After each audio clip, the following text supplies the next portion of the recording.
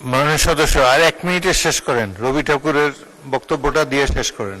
জি রবি ঠাকুর জি, ধন্যবাদ মাননীয় স্পিকার। তো এখন এই ধুলি, রাজ্য থেকে ধুলি তাড়ানোর জন্য 3 দফা মন্ত্রী পরিষদের বৈঠক বসা হলো, 3 বারের বাজেট দেওয়া হলো, কিন্তু আসলে ধুলি কিন্তু ওই রাজ্য থেকে যায়নি মাননীয় স্পিকার। শেষ পর্যন্ত একজন চর্মকার তিনি কিন্তু সিদ্ধান্ত দিয়েছিলেন যে কি রাজার পায়ে যাতে ধুলি না লাগে, না লাগলেই তো হলো, তাই রাজার পায়ে যদি একজোড়া জুতা যদি তৈরি করে দেওয়া যায়, তাহলে ওই জুতা পরে যদি রাজা যদি হাঁটেন, তাহলে তো আর মাননীয় স্পিকার রাজার পায়ে তো আর ধুলি লাগবে না।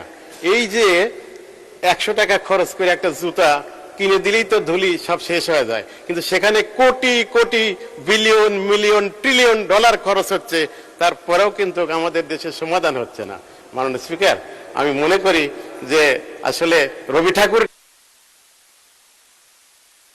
ধন্যবাদ,